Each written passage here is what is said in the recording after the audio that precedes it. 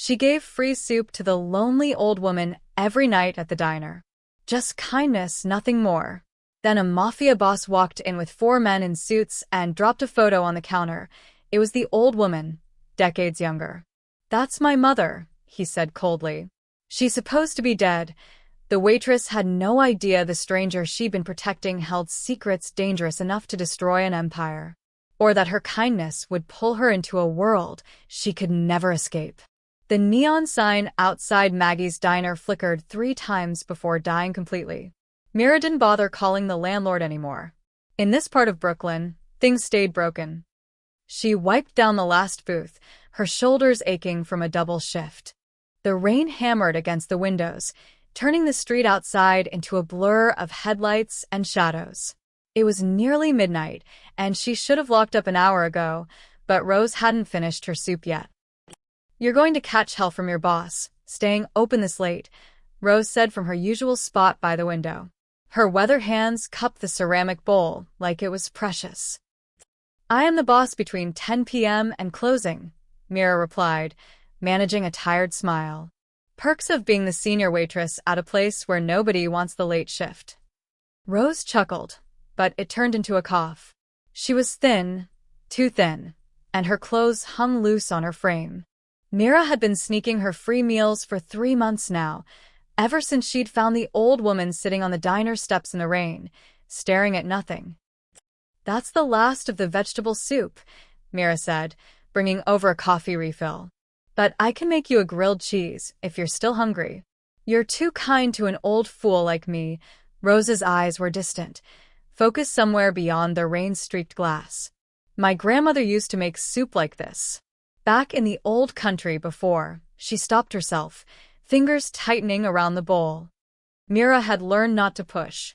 Rose's past was a locked door, and every time Mira tried to open it, the old woman would change the subject or start humming.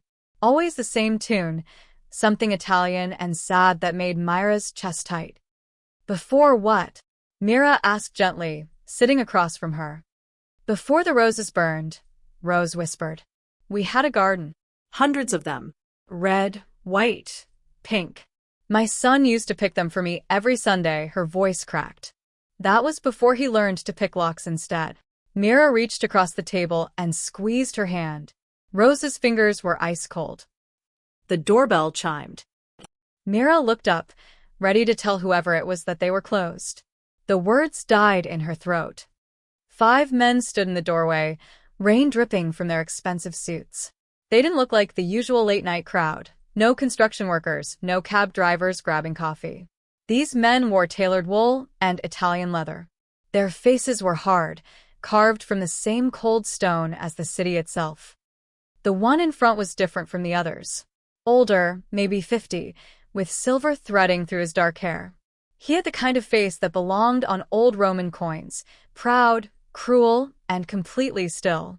When he looked at Mira, she felt like a bug under glass. "We're closed," Mira said, but her voice came out smaller than she intended. The man ignored her. His eyes swept the diner, over the cracked vinyl booths, the chipped Formica counter, the ancient jukebox in the corner. Then his gaze landed on Rose. The old woman had gone rigid, her coffee cup frozen halfway to her lips. "Gentlemen, please." Mira stood up, trying to put herself between them and Rose. "I said we're closed. You'll have to come back tomorrow." "Sit down." The silver-haired man's voice was quiet, but it cut through the diner like a blade. He wasn't making a suggestion. Mira didn't sit. 2 of the men moved past her, heading straight for Rose. The old woman tried to stand, but one of them, a thick-necked man with a scar splitting his eyebrow, put a hand on her shoulder and pushed her back down. "Don't touch her." Mira grabbed a coffee pot from the warmer, holding it like a weapon. Hot coffee sloshed over her hand, but she didn't let go. The silver-haired man finally looked at her, really looked at her. Something flickered in his expression. Surprise, maybe, or amusement. "You're brave," he said. "Stupid, but brave." He reached into his jacket. Myra's heart stopped. But he didn't pull out a gun. Instead, he produced a photograph, old and faded, and dropped it on the counter between them. Have you seen this woman? Mira stared at the photo. It showed a young woman, maybe 30, standing in front of a mansion. She wore an elegant dress and diamond earrings, her dark hair swept up in a classic style. She was beautiful, and she was smiling, but it was the same sad smile Rose wore when she thought no one was watching. I don't, Mira started. Look closer. She did. And her stomach dropped. It was Rose. Decades younger, a different life, but unmistakably her. I don't know her, Mira lied, the words tumbling out too fast. The man's expression didn't change, but something dangerous flashed in his eyes. He gestured with 2 fingers, and his men began tearing through the diner. They overturned chairs, yanked open cabinet doors, scattered napkins and silverware across the floor. Hey, stop it. Mira moved toward them, but the silver-haired man blocked her path. Where is she staying? He asked softly. I don't know what you're talking about. Behind him, Mira saw Rose slip out of her booth. The old woman moved with surprising speed for someone so frail, heading toward the back exit. The men were too busy searching to notice. My name is Dante Moretti, the man said, and something about the way he said it made Mira's blood run cold. She'd heard that name before, whispered by the regulars, mentioned in news reports about organized crime. And the woman in that photo is my mother. Mira's world tilted. She's been dead for 15 years, Dante continued, his voice carrying the weight of old grief. But someone saw her. Here. At this diner, his eyes bored into hers. So I'll ask you one more time. Where is she? The back door clicked shut. One of Dante's men noticed. Boss. Dante spun around, faster than Mira expected. He took 3 long strides toward the kitchen, his men following. Mira heard them throw open the back door, heard their footsteps echoing in the alley. They came back empty-handed. Dante turned to Mira, and for the first time, she saw real emotion on his face. It was rage, cold and bottomless. If you see her again, he said, each word precise and terrible, you tell her that her son wants her home. You tell her that family doesn't run. And you tell her, his voice caught, just for a second, tell her the roses grew back. He dropped a business card on the counter, then walked out into the rain. His men followed, leaving the diner in shambles. Mira stood there, shaking, until their car disappeared down the street. Then she locked the door, grabbed her coat, and ran into the alley. She found Rose huddled behind the dumpster, soaked through and trembling. Rose. Don't call me that. The old woman looked up, and in the dim light from the street, Mira saw tears mixing with rain on her weathered face. My name is Rosa Moretti, and that man, the one who just destroyed your diner, he's my son. Thunder rumbled overhead. And God help me, Rosa whispered, he's right. I should be dead. Mira brought Rosa back inside through the back door, locking it behind them. The old woman was shaking so hard her teeth chattered. Mira wrapped her in a tablecloth, the closest thing to a blanket she could find, and sat her down in the kitchen, away from the windows. Stay here, Mira whispered. Don't move. She crept back into the dining area, half expecting to see Dante's men still lurking outside. The street was empty except for the rain. She grabbed the photograph from the counter where Dante had left it, along with his business card. The card was simple. Expensive black stock with embossed silver lettering, Dante Moretti, and a phone number. Nothing else. No company name, no address. Men like him didn't need to advertise. Mira looked at the photograph again. Young Rosa stood in front of what had to be a mansion, 3 stories of white stone with manicured gardens stretching behind her. She wore pearls. Real ones, Mira guessed. The kind that cost more than Mira made in a year. That was taken on my 40th birthday, Rosa's voice came from the kitchen doorway. She'd stopped shaking, but her face was pale. Dante was 15. He took the picture. He'd just gotten a new camera, one of those expensive ones he'd begged his father for. Mira guided her back to the kitchen table. Rosa, what's going on? Why does your son think you're dead? Because I needed him to. Rosa's fingers traced the edge of a tablecloth. Because if he knew I was alive, he'd never let me go. And I couldn't watch what he was becoming. What do you mean? Rosa closed her eyes. After his father died, Dante changed. He was such a sweet boy before.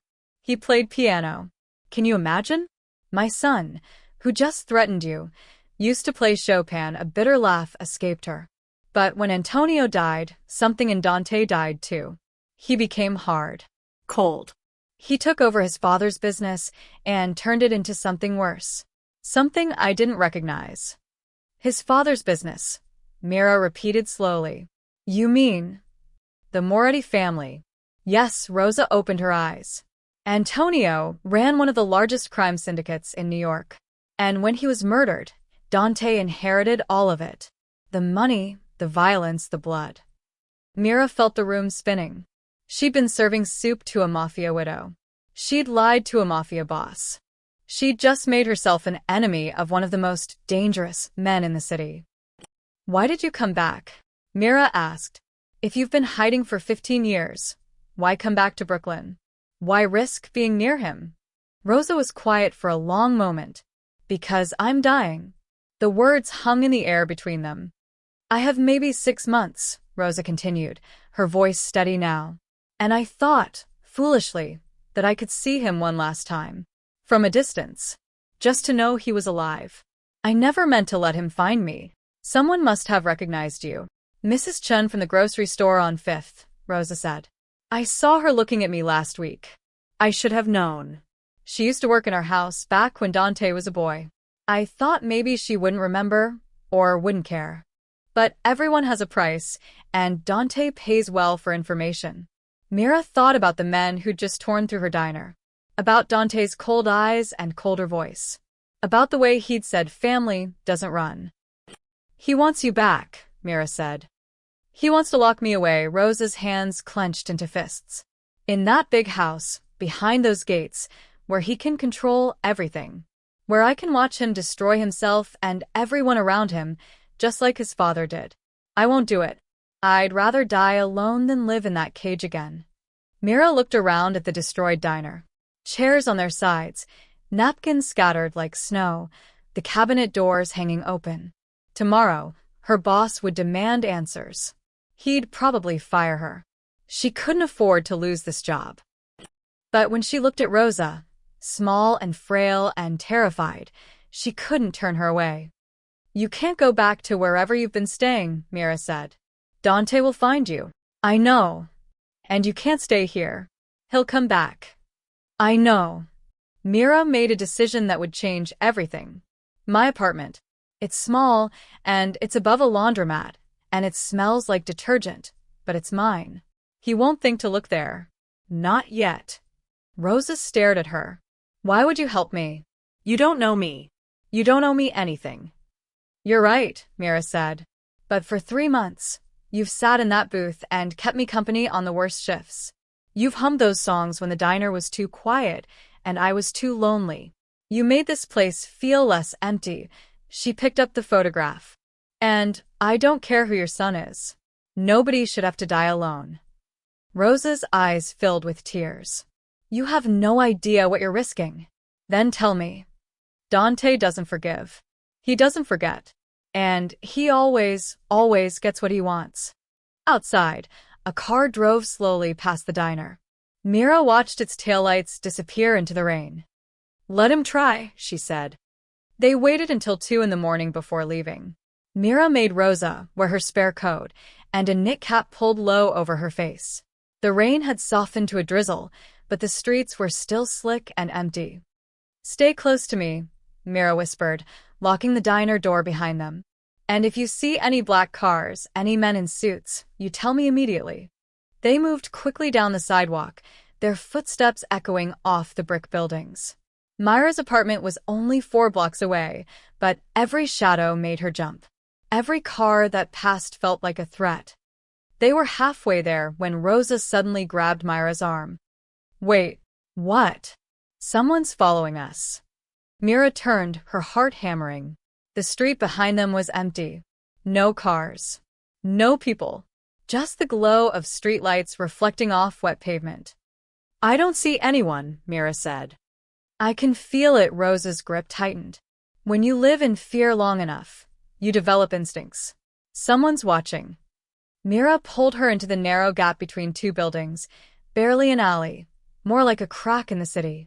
They pressed against the cold brick, hidden in shadow. 30 seconds later, a man walked past.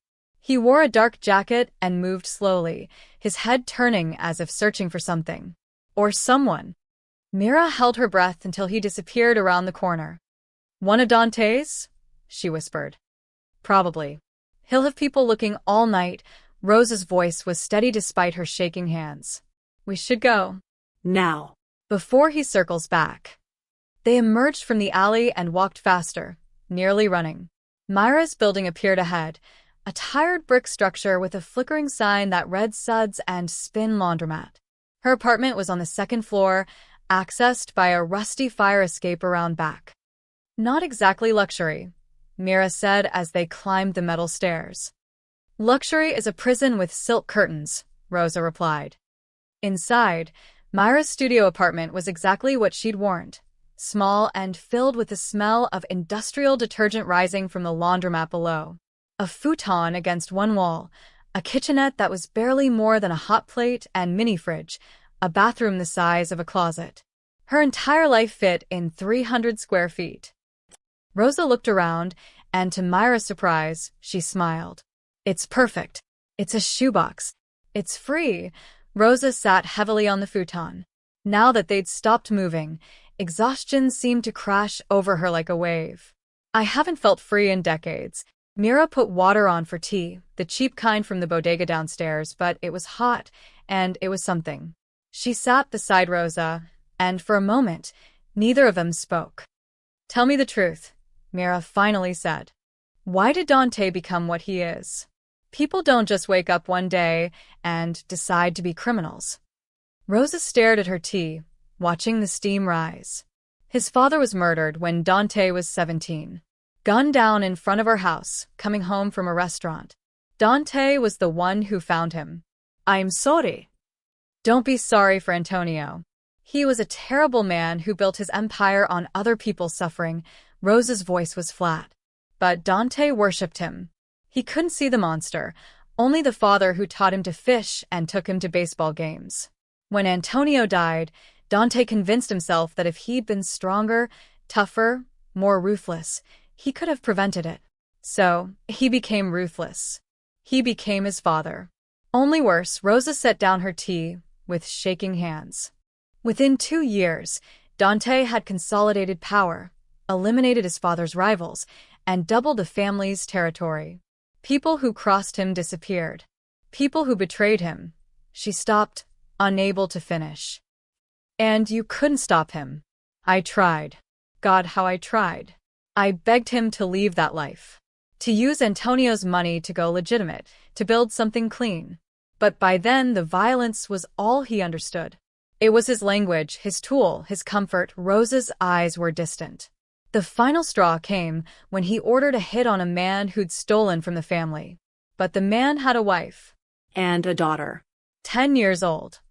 Myra's stomach clenched. Dante said it was necessary. That everyone connected to the theft had to pay. I looked at my son, my beautiful boy, and saw only ice where his heart used to be. Tears streamed down Rosa's face now. So I ran. I staged my death. Made it look like I drowned off the coast during a vacation. Left everything behind except some old photographs and the clothes on my back. And the documents you mentioned in the alley, Mira said quietly. You said you had papers. Evidence. Rosa went very still. How did you? You were mumbling when I found you behind the dumpster. Something about papers that could destroy the family. For a long moment, Rosa didn't answer. Then she reached into her coat, the one Mira had given her, and pulled out a small, waterproof envelope taped to the lining. Bank accounts. Shell companies. Names of politicians on the payroll. Judges. Police captains. Everything Antonio built his empire on, and everything Dante expanded. Rosa's hands trembled as she held it. If this gets out, the Moretti family ends. Not just Dante. All of them. Then why haven't you? Because he's still my son. Rosa's voice broke. And I'm still his mother, no matter what he's become. Morning came too quickly. Mira woke to sunlight streaming through the thin curtains and the rhythmic thump of washing machines below. Rosa was already awake, sitting at the small table by the window, staring out at the street. Did you sleep at all? Mira asked, rubbing her eyes. Old women don't need much sleep. We're too close to the final rest to practice for it. Rosa attempted a smile, but it didn't reach her eyes. Besides, I've spent 15 years sleeping with one eye open. Old habits. Mira made coffee, the real kind, not the instant stuff she usually settled for. If Rosa was dying, if these were her last months, then Mira would at least give her decent coffee. You should change, Rosa said suddenly. Put on something different from last night. If anyone saw us, they'll be looking for that blue jacket you were wearing. Mira hadn't even thought of that. Rosa had been running for 15 years. She'd learned to think 3 steps ahead. Mira pulled on jeans and a gray sweater, then tied her hair back. She looked different enough, she hoped. I need to make a phone call, Mira said. My boss is going to want to know why the diner looks like a tornado hit it. Don't tell him. I won't. I'll say it was a robbery. Random. Junkies looking for the register. Mira picked up her phone, then paused. Rosa, if Dante is as powerful as you say, won't he be able to track my phone? Find this address. Rosa nodded slowly. Eventually. He has people who can do that. But it takes time. We have maybe a day, maybe 2, before he thinks to look into your life that deeply. Right now, he probably assumes you were just a bystander. Someone who happened to be there. Until he decides I wasn't. Until then, Mira made the call. Her boss, Frank, was furious about the mess, but believed her story about a robbery. He told her to take the day off while he dealt with the police report and insurance. She hung up, feeling guilty for lying but knowing the truth would only put Frank in danger too. When she turned back, Rosa was pulling off her coat. As the fabric slipped from her shoulder, Mira saw it, a puckered scar, old and silver, about the size of a quarter. What happened? The words came out before Mira could stop them. Rosa looked down at the scar, as if she'd forgotten it was there. A bullet. 23 years ago. Who shot you? Antonio. My husband. Rosa said it matter-of-factly, like she was discussing the weather. It was an accident. Or maybe it wasn't. I've never been entirely sure. Mira sat down heavily. Your husband shot you. We were arguing. About the business. About Dante. About the kind of man Antonio was turning our son into. Rosa traced the scar with her fingers. Antonio kept a gun in his desk drawer. I grabbed it. I don't know why. I wasn't going to use it. I just wanted him to listen, to take me seriously for once. But he lunged for it, and it went off. Jesus, Rosa. The bullet went through my shoulder. Clean through. Antonio was horrified. I'd never seen him so scared. He got me to a doctor who owed him favors, someone who wouldn't report it. The doctor saved my life. Rosa pulled her coat back on, hiding the scar. But things were never the same after that. Antonio looked at me differently. Like I was dangerous.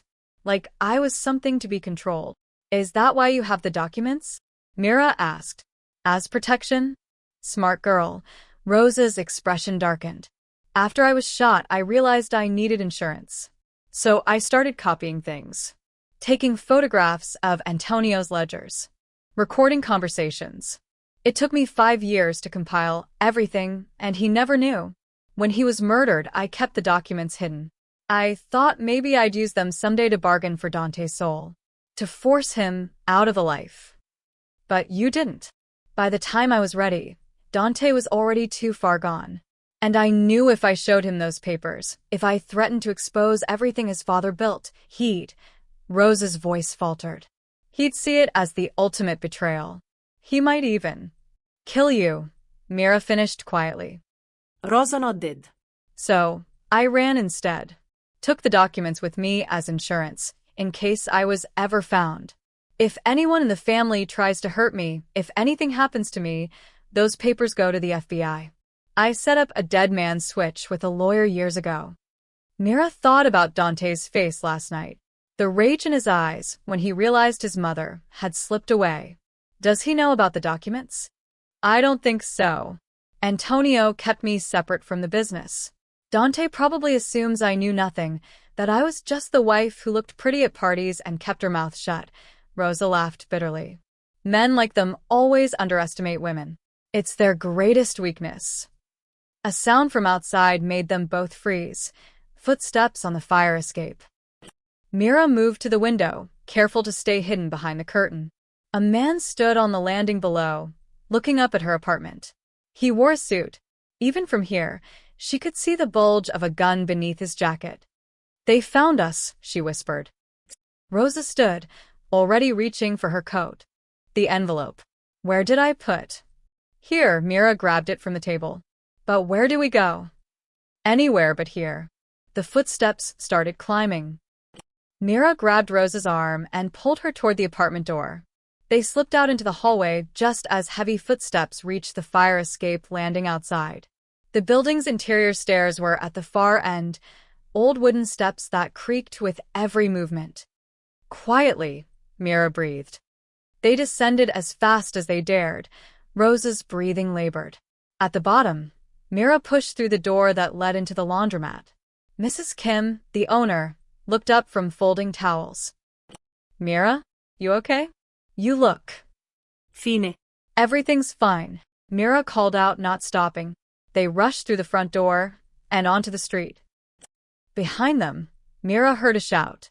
The man had reached her apartment. Walk normally, Rosa instructed, her voice tight. Running attracts attention. They turned the corner, then another, zigzagging through the neighborhood. Myra's mind raced. They couldn't go to the diner. They couldn't stay at her apartment. Where else was there? I have a friend, Mira said suddenly. Ellie. He owns a garage outside the city, near Yonkers. He's good people. We could. Are you sure you want to involve someone else in this? Mira thought about it for exactly 2 seconds. No. But I don't see another option. They caught a bus heading north, sitting in the back where they could watch everyone who got on. Rosa kept the envelope pressed against her chest, hidden beneath her coat. Every time someone in a suit entered, Myra's heart stopped, but they were all just commuters, oblivious to the danger. Mira pulled out her phone to call Eli, then hesitated. Can they track this? If I make a call? Not instantly. But the call will leave a record. If Dante's people pull your phone logs later, they'll see it. Then they'll see it, Mira dialed. Eli picked up on the 3rd ring. Mira? What's wrong? You never call this early. I need help. Big help. Can't explain over the phone, but can I come to the farmhouse? A pause. Eli had inherited a small property from his grandmother, an old farmhouse with a garage where he fixed cars on weekends. He'd offered to let Mira stay there once when her apartment had a bedbug scare. Yeah, of course.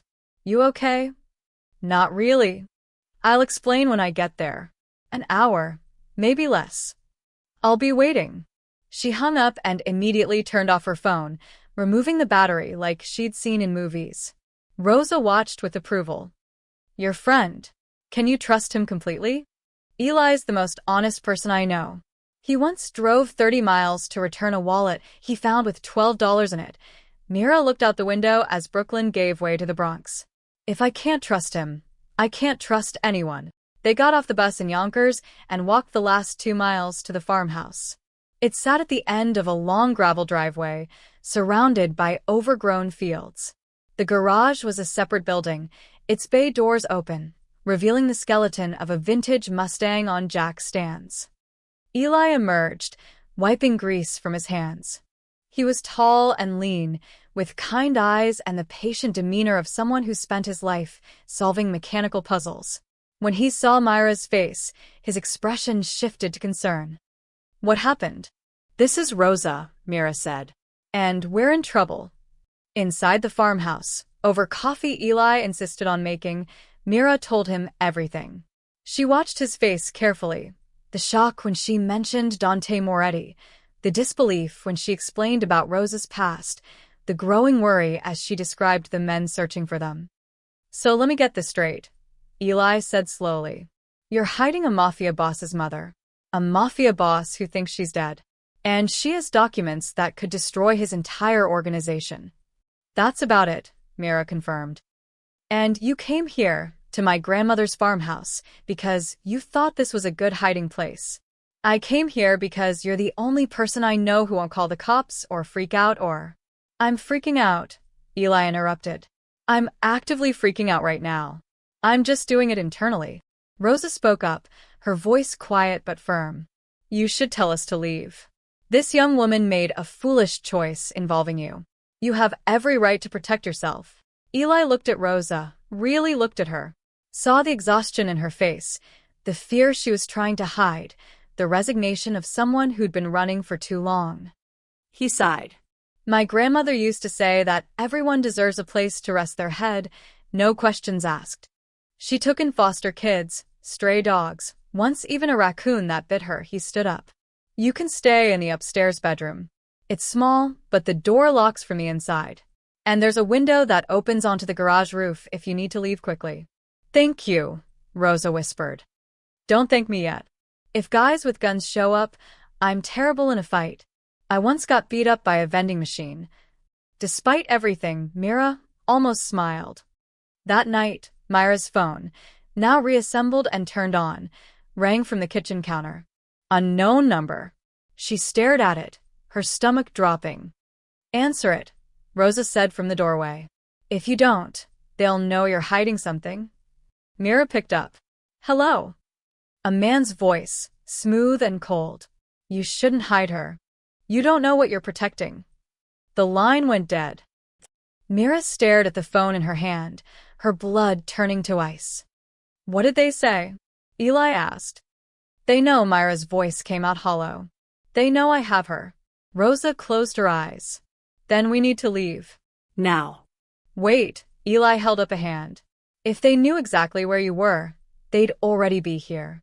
That call was a fishing expedition. They're trying to scare you into moving, into making a mistake they can follow. He's right, Rosa said slowly. Dante's people are good, but they're not omniscient. Not yet. So what do we do? Mira asked. We stay put tonight, Eli decided. Tomorrow morning, we figure out next steps. But right now, everyone's exhausted, and exhausted people make bad decisions. He looked at Rosa. You should rest. You look like you're about to collapse. Rosa didn't argue. Mira helped her upstairs to the small bedroom. As Rosa settled onto the bed, Mira noticed her hands were trembling worse than before. Are you okay? Should I find you a doctor? No doctors. They ask questions. Rosa pulled a bottle of pills from her coat pocket. For the pain. The cancer's in my bones now. Some days are better than others. Mira felt a surge of anger, not at Rosa, but at the world.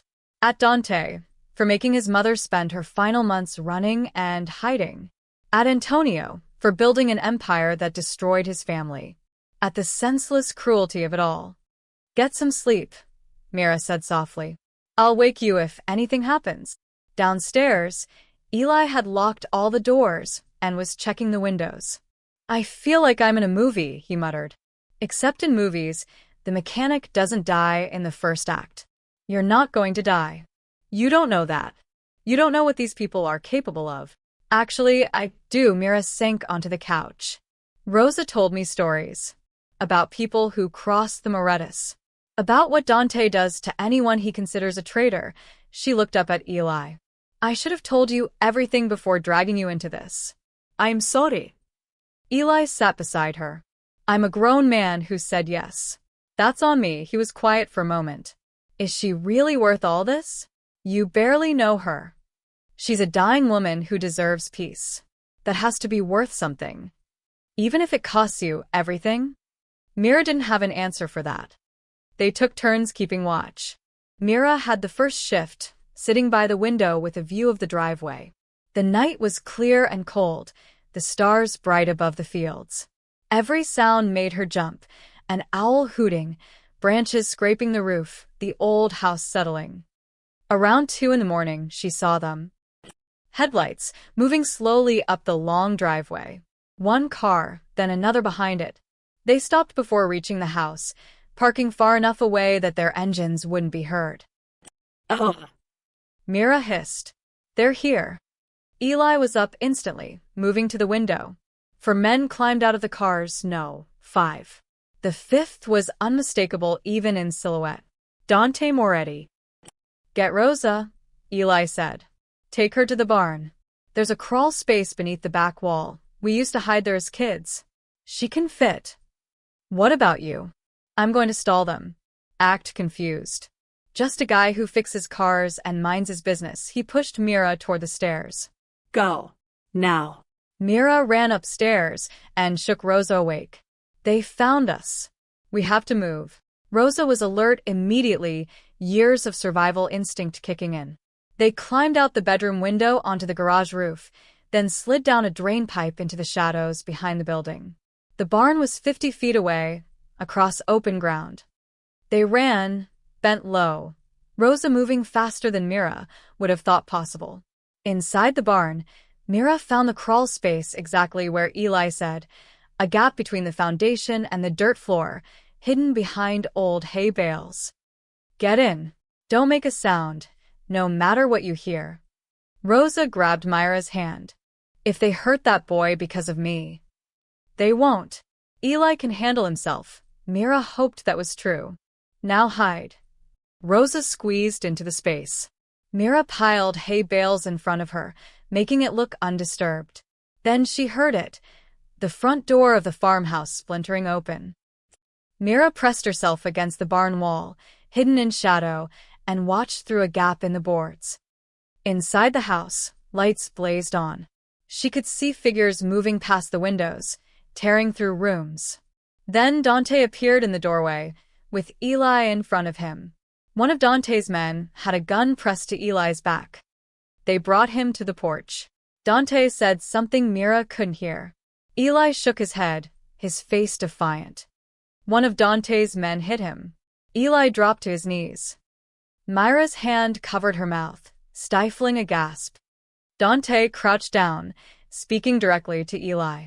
His voice carried across the night air. I don't want to hurt you. I just want my mother back. Tell me where she is, and this ends peacefully. Eli looked up, blood running from his split lip. I don't know what you're talking about. Dante stood. He pulled something from his pocket, a piece of paper, and held it up. Even from a distance, Mira could see what it was. A drawing. Childish, faded with age. A boy holding flowers, giving them to a woman. Dante's voice cracked, just slightly. I drew this for her when I was 8. Found it in the diner, hidden under the register.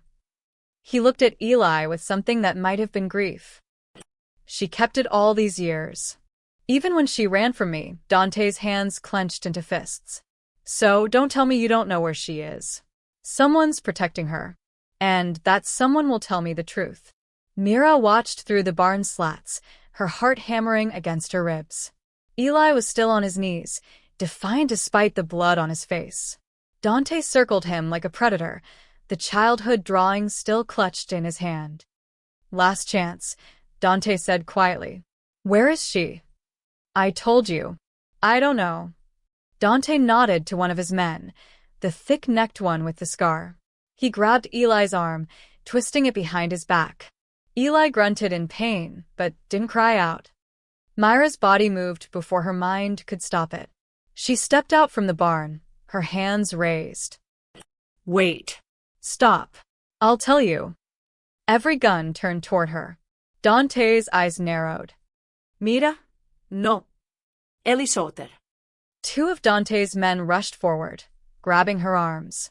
They dragged her to the porch and forced her to her knees beside Eli.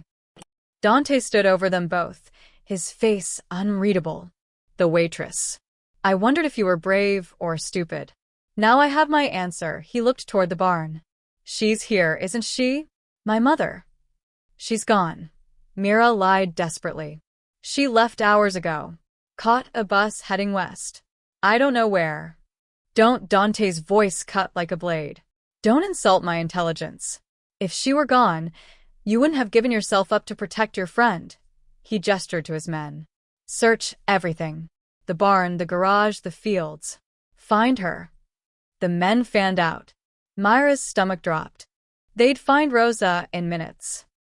Why do you even want her back? Mira asked, trying to buy time. She's been dead to you for 15 years. Why not let her stay that way? Dante's jaw tightened. Because she's my mother. She's a stranger who ran away from you. Watch your mouth, the scarred man growled, raising his hand. No, Dante stopped him. His eyes were on Mira, and for the first time, she saw real emotion there, not rage, but something deeper. Pain. You want to know why? Because she's the only family I have left.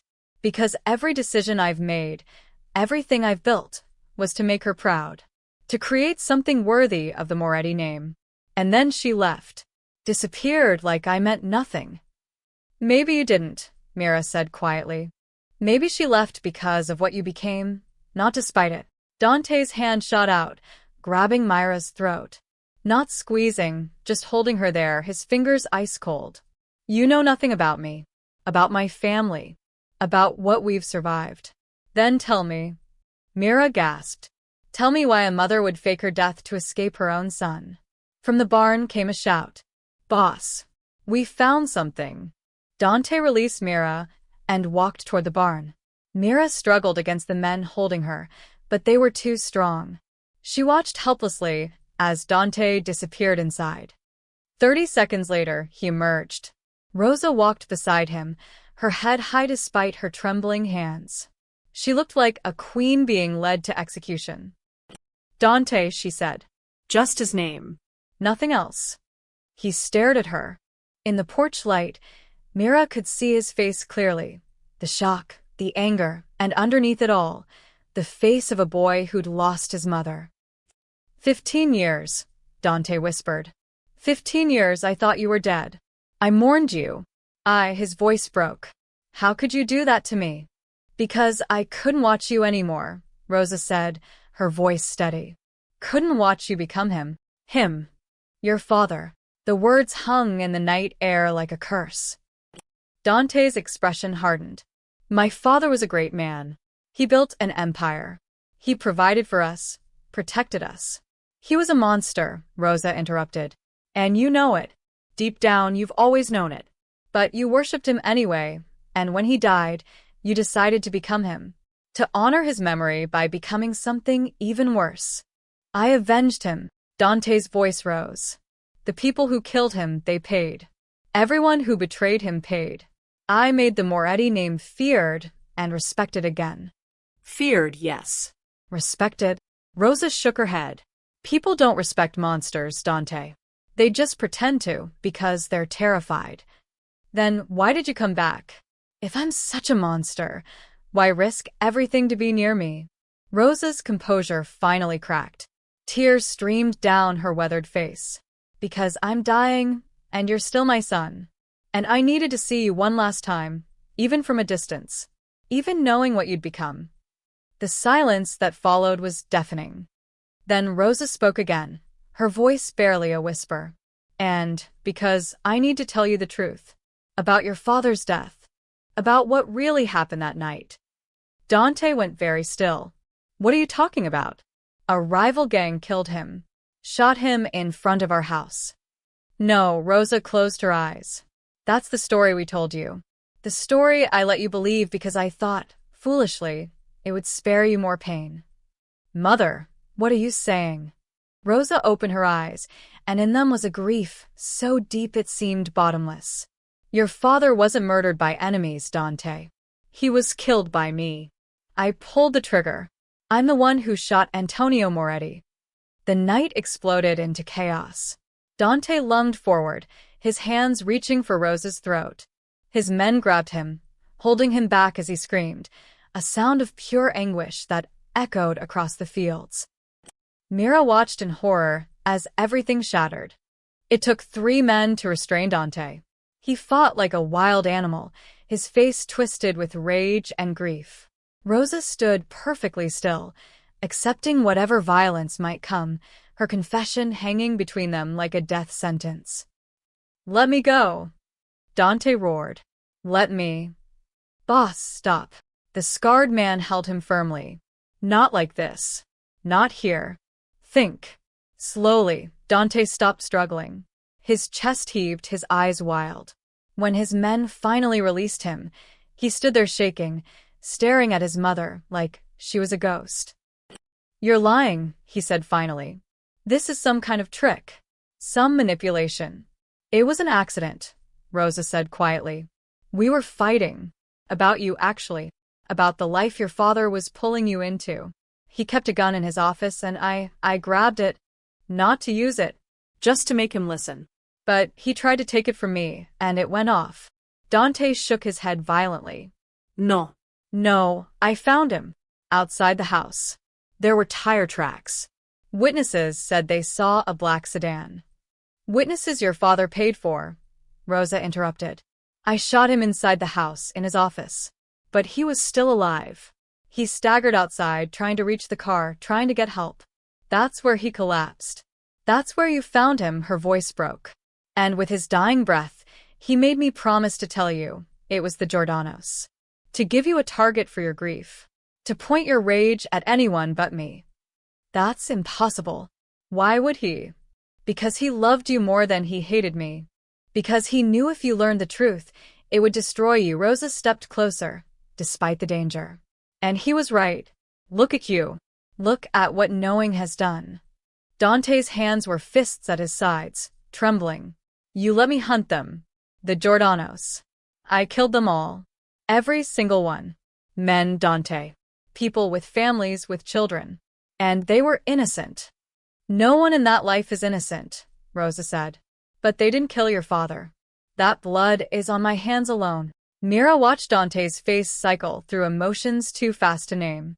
Then something cold and terrible settled over his features, the mask of the mob boss returning. "Take her," he said to his men. "Lock her in the car." "Dante," Rosa began. "Don't," his voice was ice. "Don't say my name. Don't speak to me. You're not my mother. My mother died 15 years ago. You're just a liar who wears her face." Two men grabbed Rosa and dragged her toward the cars. She didn't fight, didn't scream, just kept her eyes on her son until they pushed her into the back seat. Dante turned to Mira and Eli. "You too. You helped her. Hid her from me. Do you understand what the penalty is for that?" Eli spoke up, his voice surprisingly steady. "We helped an old woman who needed protection. That's all." "She's a murderer. She's a survivor," Mira countered. "And you know what? After hearing all this, I'd help her again. Because whatever she did it trying to save you from becoming exactly what you are now." Dante's hand moved to his jacket, toward where Mira knew his gun must be. She braced herself. But he didn't draw it. Instead, he pulled out a phone and made a call. "It's done. I found her." "No, she's alive." "We're bringing her to the estate." "Yes, all of it." He hung up and looked at Mira. "You want to help her? Then you're coming with us. You can watch what happens when someone betrays the Moretti family." "No." Eli started to stand, but one of the men slammed him back down. "Not him," Dante said. "He's nobody. Just a grease monkey who made a bad choice." He looked at Eli with something like contempt. "Go back to your engines and your simple life. Forget you saw anything tonight. Because if you talk, if you breathe a word of this to anyone, I'll burn this whole property to the ground with you inside it. Understand?" Eli's jaw clenched, but he nodded. They pulled Mira to her feet and dragged her toward the cars. She looked back at Eli, trying to memorize his face, wondering if she'd ever see him again. The drive to the Moretti estate was silent. Rosa sat in one car, surrounded by guards. Mira rode in the other with Dante. He stared out the window, his profile carved from stone. "She was protecting you," Mira said finally. "Everything she did, running, hiding, lying, it was all to protect you. I don't need protection. I need loyalty. She gave you something better. She gave you the truth." Dante turned to look at her. "You're very brave or very stupid. I haven't decided which." "Neither. I'm just someone who believes people deserve second chances. Even people who've done terrible things. There are no second chances in my world. Only debts to be paid." They drove through Brooklyn, across the bridge, into the wealthy neighborhoods of Staten Island. The Moretti estate emerged from the darkness, 3 stories of white stone, surrounded by iron gates and manicured grounds. Just like in the photograph. As they pulled up to the house, Mira saw the gardens. Hundreds of rose bushes, full of blooms even in November, their petals dark in the night. The roses had grown back. Just like Dante said. The mansion was cold despite its grandeur. Marble floors, crystal chandeliers, expensive furniture that looked like no one had ever sat on it. It felt more like a mausoleum than a home. Dante's men brought Rosa to what must have once been a sitting room. Now it felt like an interrogation chamber. They forced her into a chair while Mira was shoved onto a sofa against the wall. "Leave us," Dante commanded. His men filed out, closing the heavy doors behind them. For a long moment, the 3 of them sat in silence. Rosa looked small in the ornate chair, her hands folded in her lap. Dante paced like a caged animal. "Say something," he finally demanded. "Defend yourself. Tell me I misheard you. Tell me it's all some elaborate lie." "I can't," Rosa said quietly. "Because it's true. All of it." "Why?" The word came out broken. "Why would you kill him? He gave you everything. This house, money, security. He gave me a prison." Rosa's voice strengthened. "And he was pulling you into it stone by stone. You were 17, Dante. You should have been thinking about college, about girls, about your future. Instead, you were learning to collect debts and intimidate witnesses. You were becoming his weapon. I was becoming a man. You were becoming a killer." Rosa met his eyes. "The night I shot him, he just told me about his plans for you. A test, he called it. Someone had stolen from the family, a low-level guy. Nobody important. Antonio wanted you to handle it. Wanted you to make the man disappear." Dante's pacing stopped. "You were going to do it," Rosa continued.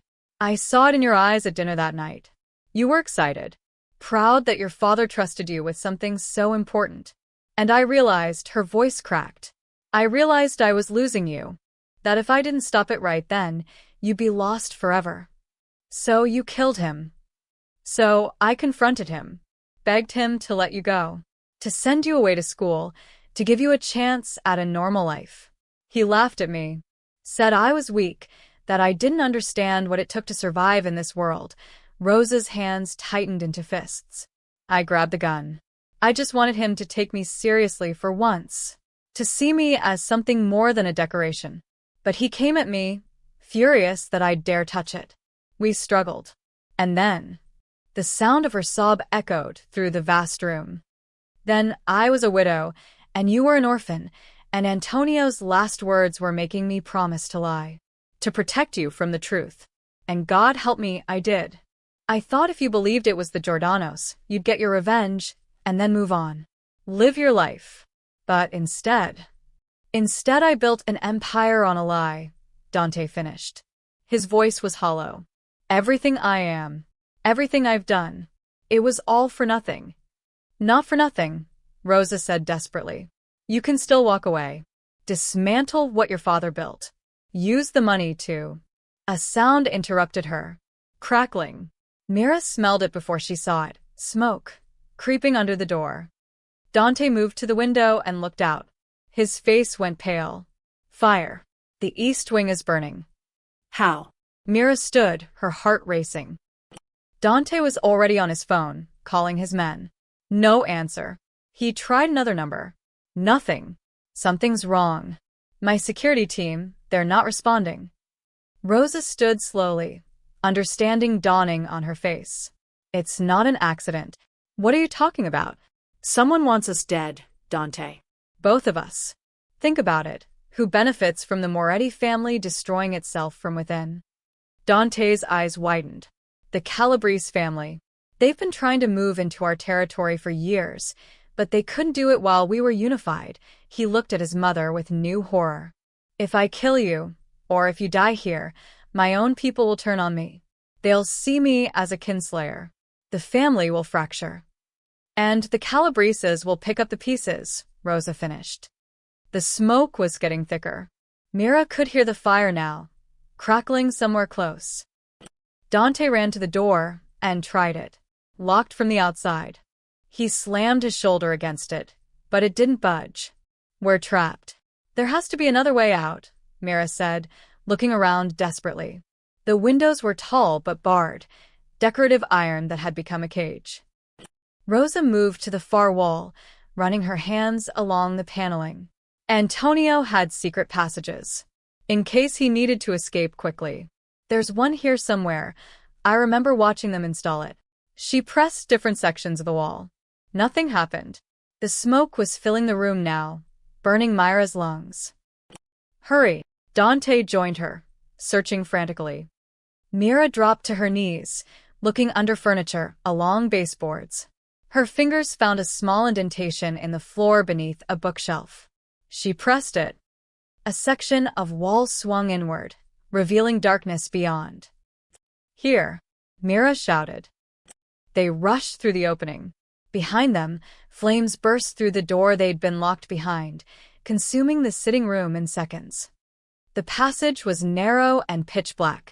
They felt their way along, Dante in front, Rosa in the middle, Mira bringing up the rear. The passage sloped downward, leading beneath the house. Behind them they heard voices, shouting, and then gunfire. They're in a house, Dante said grimly. The Calabreses. They're making sure no one gets out alive. Where does this tunnel lead? Mira asked. If I remember right, Rosa said, breathing hard, it comes out in the gardens, near the old groundskeeper's cottage. They moved faster, the sound of destruction following them through the darkness. The tunnel ended at a wooden door, swollen with age and moisture. Dante threw his shoulder against it once, twice, 3 times before it burst open. They stumbled out into the cold night air, into the rose garden. Behind them, the mansion was an inferno. Flames licked from every window, and the sound of breaking glass punctuated the roar of fire. Dark figures moved around the perimeter, men with guns, ensuring no one escaped. This way, Rosa led them deeper into the garden, where the roses grew wild and untamed. The thorns caught at their clothes, but the dense foliage provided cover. They crouched behind a marble fountain, watching the chaos. Dante pulled out his phone, miraculously still working, and tried calling his men again. This time, someone answered. Marco? Where the hell are you? Dante listened, his face darkening. What do you mean half the crew is dead? Who? His jaw clenched. Luca. That bastard. He hung up and looked at Rosa. Luca Marino. One of my captains. He's been working with the Calabreses. Set the fire, killed my security team, locked us in that room. Dante's voice shook with rage. I trusted him. His father served mine. You thought loyalty was inherited, Rosa said quietly. But it never is. It's earned, and it can be bought. Gunshots erupted near the house. Mira flinched, pressing closer to the fountain. We need to move, Dante said. The groundskeeper's cottage. If we can reach it, there are vehicles there. Wait, Mira grabbed his arm. Before we run again, before anything else happens, you two need to talk. Really talk. Because if we survive tonight, if we get out of here, this might be your only chance. This isn't the time, Dante started. When is the time? Mira demanded. Your mother is dying. She has months, maybe less. And you've spent 15 years hating her ghost. Now she's here, she's real, and the truth is out. So talk to her.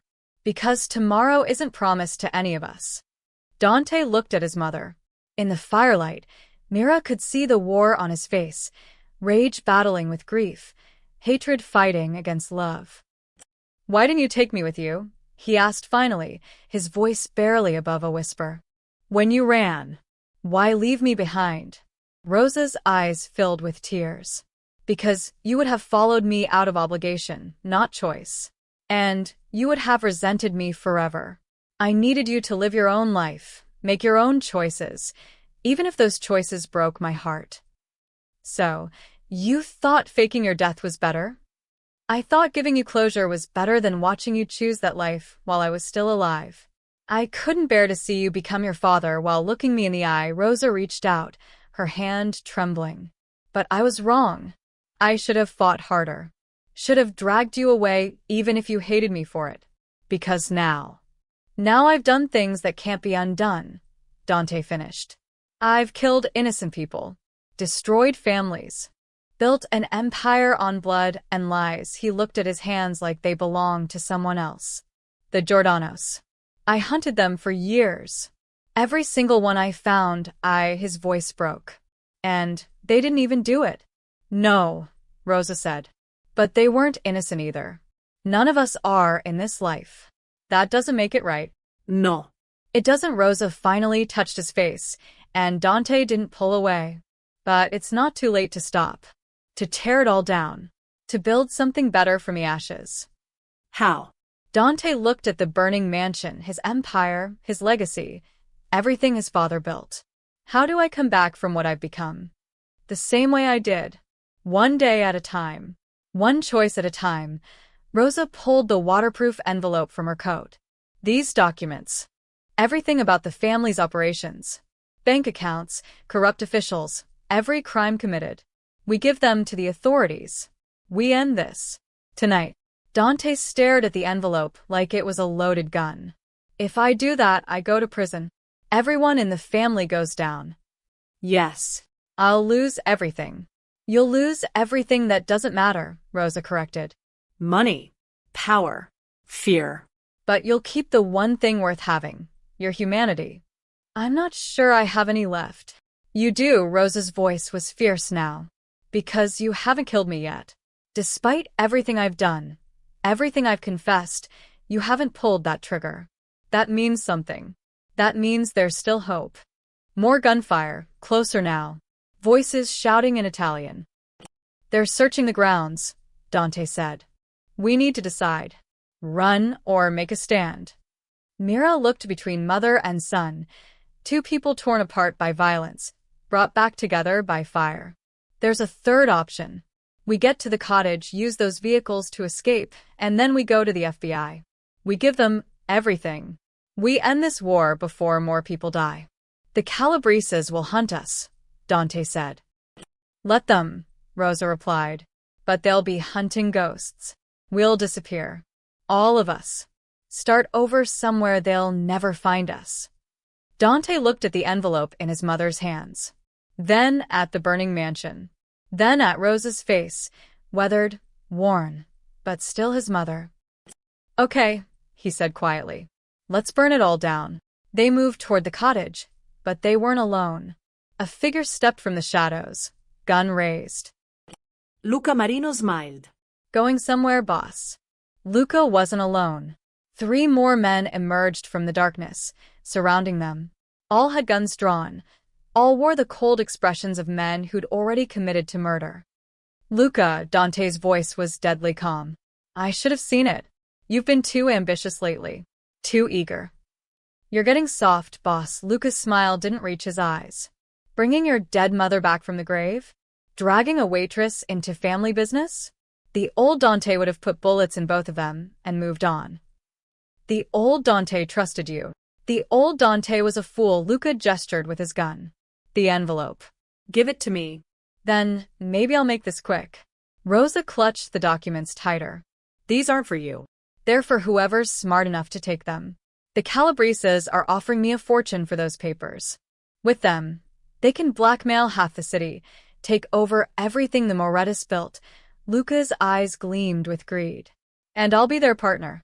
Not some underboss taking orders. An equal. You'll be their puppet, Dante said. The Calabreses don't share power. They'll use you until you're no longer useful, then put you in the ground. We'll see. Luca took a step closer. Last chance. The envelope. Now. Myra's mind raced. For armed men. No weapons. No backup. The cottage was still 30 feet away, and even if they reached it, they'd be cut down before they could get inside. But then she remembered. The envelope wasn't the only leverage they had. You want these documents? Mira called out, surprising everyone. Fine. But you should know what's in them. Every crime the Moretti family ever committed. including the ones you helped with, Luca. Luca's smile faltered slightly. Bank fraud, racketeering, murder. Mira continued, her voice growing stronger. Your name is all over these papers, isn't it? Because you weren't just following orders. You were skimming, taking your cut from every operation. Shut up, Luca snapped. The Calabreses don't know that part, do they? Mira pressed. They think they're getting leverage over the Morettas. But these documents would destroy you too. The second they read them, you're a liability. One of Luca's men shifted uncomfortably. Doubt flickered across his face. She's lying, Luca said quickly. Am I? Rosa spoke up. Antonio kept detailed records of everything. Every soldier, every captain, every penny that moved through the organization. If you've been stealing, it's in here. And the Calabreses will know exactly how much you can't be trusted. Luca's composure cracked. It doesn't matter. You're all dead anyway. The envelope comes with me, and nobody lives to tell the story differently. Then you'll never know what else is in here, Dante said quietly. Bank accounts. Offshore funds. Antonio's emergency reserves. Money even I don't know about. Money you could disappear with. Start fresh somewhere the Calabreses would never find you. Greed and fear warred on Luca's face. Or, Dante continued, you can kill us all, hand those documents over, and hope the Calabreses let you live long enough to spend their money. The standoff held for 3 heartbeats. Then the cottage exploded. The blast knocked everyone to the ground. Myra's ears rang, her vision swimming. Through the smoke and chaos, she saw figures running toward them, more men, more guns. The Calabreses had found them. Gunfire erupted. Luca and his men returned fire, momentarily forgetting about their prisoners. Dante grabbed Rosa and pulled her behind the fountain. Mira scrambled after them, her heart hammering. We need to move, Dante shouted over the gunfire. Through the east garden, there's a service gate. I can't, Rosa was breathing hard, clutching her chest. The stress, the running, the smoke, it was too much for her failing body. Go. Both of you. I'll only slow you down. No, Dante's voice was fierce. I'm not losing you again. You're not losing me. I'm choosing to give you a chance to live. Rosa pressed the envelope into Myra's hands. Take it. Get it to the FBI. End this cycle of violence. Please. Rosa, Mira started. A bullet struck the fountain inches from Myra's head, spraying marble chips. One caught her shoulder, and she cried out. Blood bloomed through her shirt. Mira. Dante looked at the wound, his face pale. I'm okay. It's just a graze, but the world was tilting. Shock, maybe. Or blood loss. Or the sheer insanity of everything. Dante made a decision. He scooped Mira into his arms like she weighed nothing, then looked at his mother. Can you walk? Yes. Then stay close. We move together or not at all. They ran through the rose garden, thorns tearing at their clothes and skin. Behind them, the gunfight intensified. Luca's voice rose above the chaos, screaming orders. The Calabreses were advancing. The service gate appeared ahead. Old iron, rusted but functional. Dante kicked it open and they stumbled through, onto a narrow access road. A car was parked there. Not one of Dante's, something older, nondescript. And standing beside it, impossibly, was Eli. Need a ride? He asked, opening the back door. Dante didn't question it. He pushed Rosa into the car, then climbed in with Mira still in his arms. Eli hit the gas before the doors were fully closed. As they sped away, Mira looked back at the burning estate.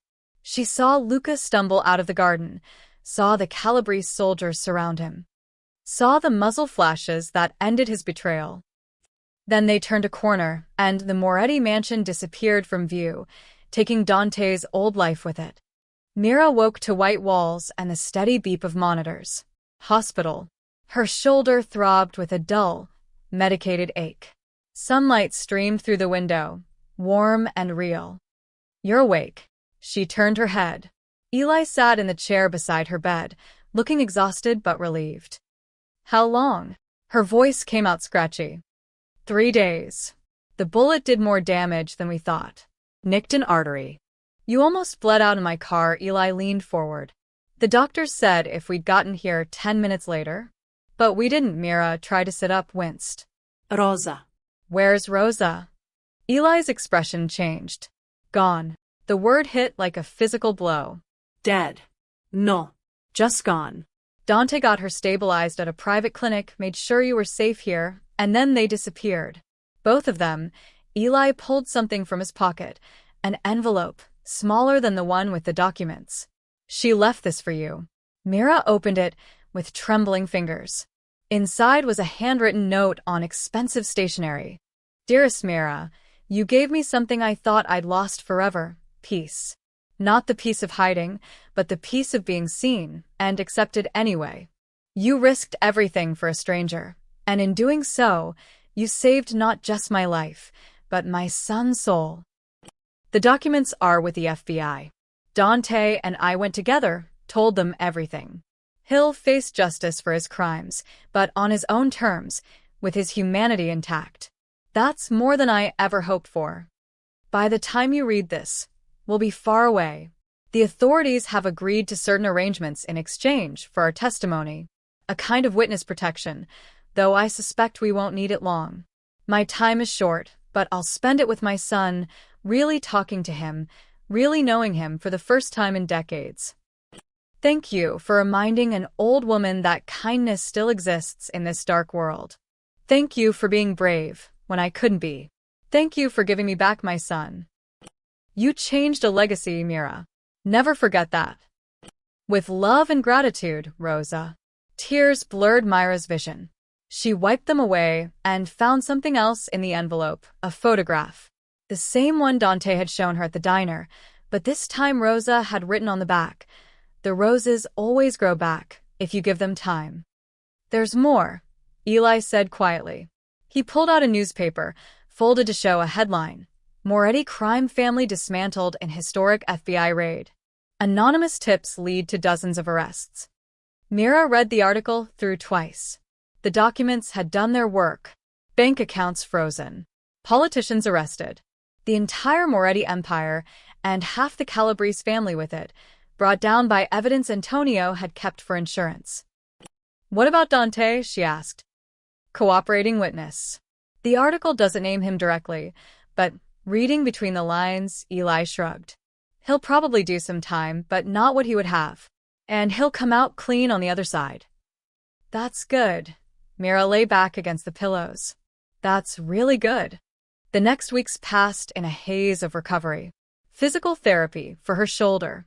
Police interviews about the night at the diner, though she kept her answers vague. The official story was that she'd been caught in crossfire during a mob dispute, not entirely untrue. Her boss Frank visited, bringing flowers and the news that the diner was being renovated. Insurance money, he explained. And an anonymous donor, who wants to stay unnamed, said something about paying a debt for soup and kindness. Mira smiled, knowing exactly who that donor was. 3 months later, she returned to work. The diner looked almost new, fresh paint, repaired booths, a working neon sign. But it still felt like Maggie's. Still felt like home.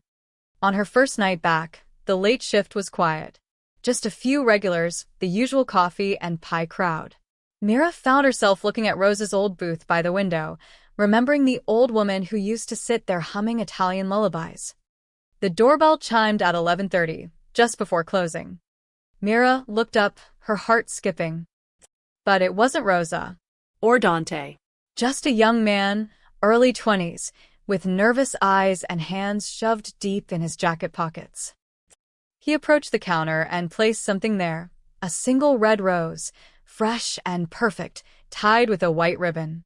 Beside it, a note card in elegant handwriting. Mira picked it up, her hands trembling. For kindness that changed a legacy. The young man was already leaving. Wait, Mira called. Who are you? He paused at the door, offering a small smile. Just a messenger. But the people who sent me wanted you to know, the roses are blooming again. And this time, they're growing somewhere safe. Then he was gone, disappearing into the Brooklyn night. Mira held the rose, breathing in its scent.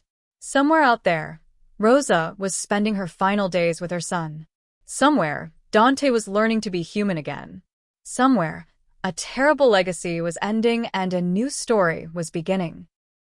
She placed the rose in a glass of water and set it on the counter where Rosa's photograph had been that first night. Outside, rain began to fall, gentle this time, washing the streets clean. Mira wiped down the tables, hummed an old Italian lullaby she'd learned from a friend, and prepared to lock up for the night. Tomorrow would bring new customers, new stories, new chances to show that small acts of kindness could ripple outward in ways no one could predict. The neon sign flickered once, then glowed steady and bright. Maggie's diner was open for business. And somewhere in the darkness, the roses kept growing.